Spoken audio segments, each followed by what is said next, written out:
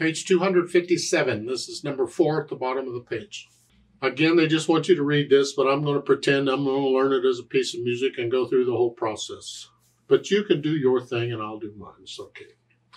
Look it over. It's 2 lines long. Treble bass clef, 1 sharp in the key signature means we're either in the key of G major or E minor, because those are the keys with 1 sharp. And if I look at the end, that's an E minor chord. I'm guessing we're in E minor. Probably harmonic minor, which means if we have D's in here, they're probably D sharps, and I see they are. Common time or 4/4 time. I'm taking one hand at a time. I want a fingering networks connected first. So it's here. So you're kind of in this position, I guess. 1, 2, 3, 4. 1, 2, 3. Second line. 1, 2. We want 4. Crunch up. That's fine. That works. Connect it all? Okay. Left hand. Well, we got an Alberti bass pattern. It's here. Third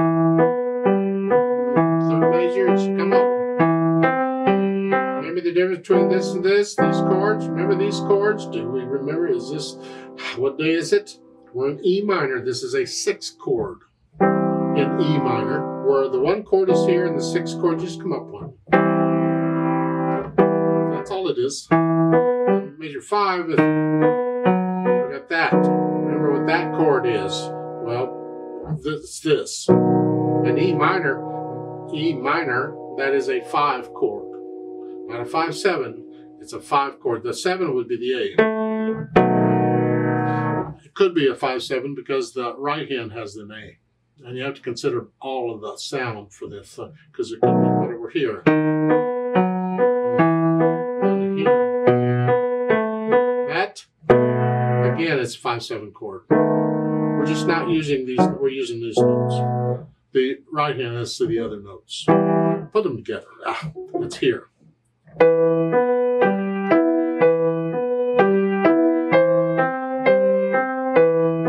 You'll notice now the melody notes tend to use mainly notes in the chord. Actually, that's backwards. The melody notes is using whatever notes it wants to. And the chord is then tries to figure out which notes fit those notes in the melody, is how it works. So I got the notes and the rhythms and no hesitations. Then the articulation, I don't know that I agree with their articulation.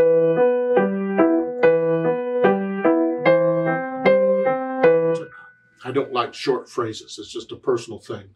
I think I would prefer to just treat each line as a phrase. Just connect it.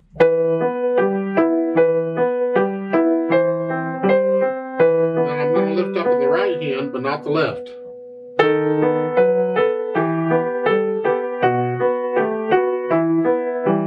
At the end, that half note is by itself. The right hand's done. Okay.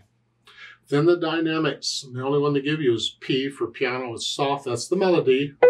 Whatever you think soft is. This background, very soft. And it's busy, so it will want to get louder all by itself. So be careful. Keep it soft. Very soft. You can, once you get into it and feel it, you get a little louder in places or softer, whatever. For instance, I might put in a swell. The first 2 measures, I gradually get louder, and then I come back down. So you go up, and then come back down. And here.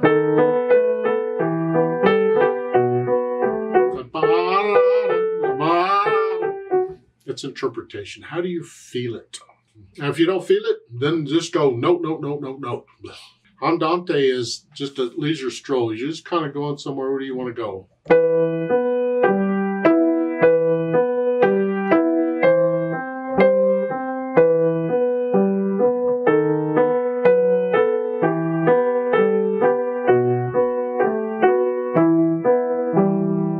There's a note at the bottom of this to transpose it to D minor. So we're in E minor. I want to go down to D minor.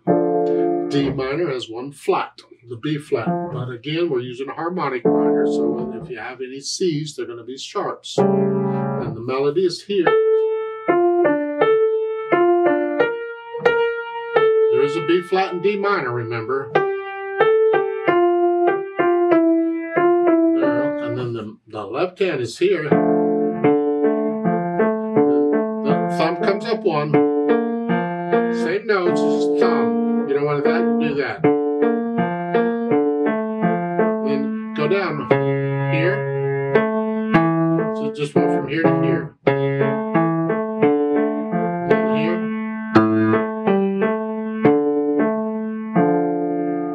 I didn't even attempt to put them together.